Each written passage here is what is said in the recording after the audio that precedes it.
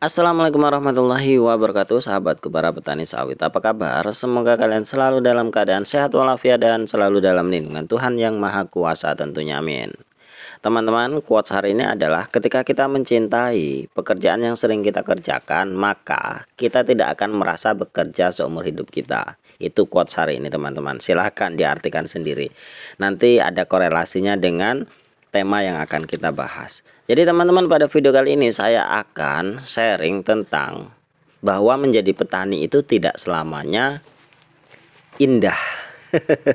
Tidak selamanya bahagia, teman-teman. Ya, samalah dengan komoditi-komoditi lainnya, baik itu kopi, padi, kakao dan lain sebagainya. Pasti ada masa di mana masa panen raya, ada juga di masa paceklik. Nah, di kelapa sawit juga seperti itu, teman-teman. Jadi jangan salah sangka, jangan salah harap bahwa nanti ketika kita sudah tanam sawit, kemudian kita sudah mulai panen dan kita akan mendapatkan hasil yang melimpah. Tentu hal itu bisa terjadi, teman-teman, bisa terjadi.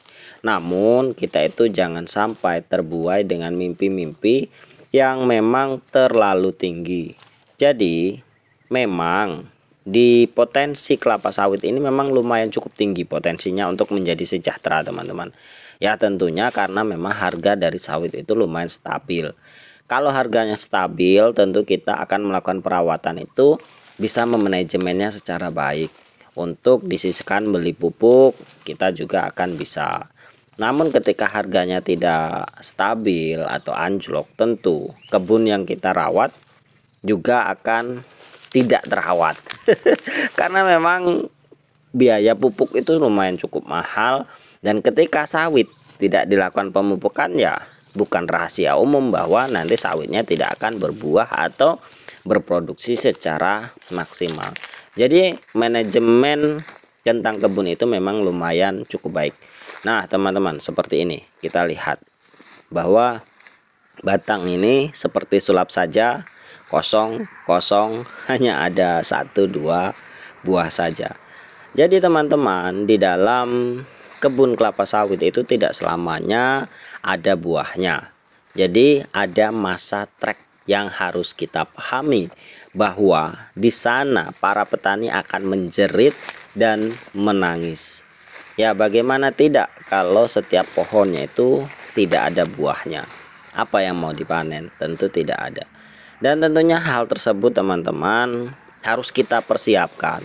Mental kita juga harus kita persiapkan, supaya memang ketika kita nanti berhadapan dengan situasi seperti ini, di masa trek yang lumayan cukup parah, yang memang kelapa sawit kita itu banyaklah kosongnya ketimbang ada buahnya, yang tadinya bisa kita panen sekali panen 1 ton hingga 2 ton, kemudian turun drastis menjadi 2 kintal bahkan 1 kintal.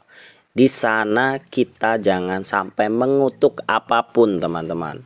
Jangan sampai mencaci apapun, atau jangan pernah mengeluh tentang hal apapun. Seperti yang sudah saya katakan, bahwa di komoditi apapun pasti ada masa paceklik, tidak terkecuali di kebun sawit. Tentunya hal ini perlu kita persiapkan secara baik. Yang terutama adalah mental, bahwa ketika kita mengalami peningkatan penghasilan, ketika musim sawit itu buah agung atau memang sedang banjir buah dengan harga yang lumayan cukup tinggi, maka jangan dilupakan proses yang telah kita lalui, teman-teman. Bahwa di sana ada perawatan, bahwa di sana ada masa trek.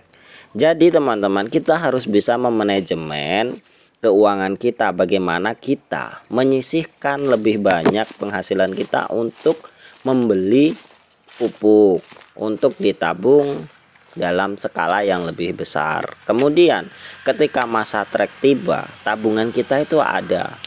Nah, sawit ketika kita tidak merawatnya secara baik, musim trek kemudian kita tidak memupuk, maka efeknya akan kita rasakan dalam jangka waktu yang cukup panjang teman-teman. Kedepannya buah sawit tidak akan berproduksi secara maksimal. Jadi manajemen itu harus memang benar-benar kita pahami betul.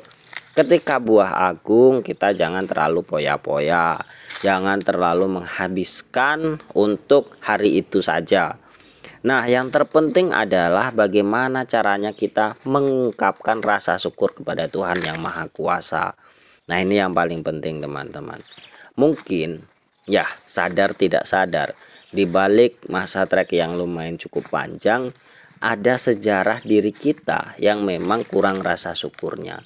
Mungkin bisa saja terjadi Tuhan menguji kita. Apakah kita siap untuk menghadapi masa trek yang memang lumayan cukup panjang, atau memang penurunan penghasilan? Apakah memang iman kita kuat atau tidak? Sedangkan ketika masa buah itu cukup banyak dan kita diberikan rizki yang melimpah, apakah kita memiliki rasa syukur di sana? Jadi teman-teman, baiknya ketika memang buah itu banyak, rezeki kita itu banyak, sisihkanlah sebagian untuk tabungan di akhirat. Tabungan di masa depan kita juga sisihkan, tabungan untuk akhirat juga kita sisihkan. Karena secara sadar tidak sadar, secara langsung tidak langsung, bahwa hal tersebut juga menyokong dari hasil produktivitas kebun kita. Jadi teman-teman, benang merah apa yang ingin saya sampaikan dalam video kali ini adalah bahwa kita sebagai petani sawit bukan hanya berusaha, bersemangat, berupaya, itu tidak cukup. Namun di sana harus ada doa, harus ada rasa syukur, kemudian lapang dada. Ketika kita menghadapi masa-masa sulit, kita sudah siap dengan mental yang kuat. Dan kemudian ketika kita diberikan rezeki yang lumayan cukup banyak, kita tidak lupa diri. Itu teman-teman. Jadi ya menurut saya kita harus dewasa, baik itu secara intelektual ataupun secara emosional. Mungkin hanya ini teman-teman, semoga bermanfaat. Penting tidak penting apa yang saya bicarakan, semoga menjadi bahan pertimbangan kehidupan kita, amin. Terima kasih atas perhatiannya. Wassalamualaikum warahmatullahi wabarakatuh.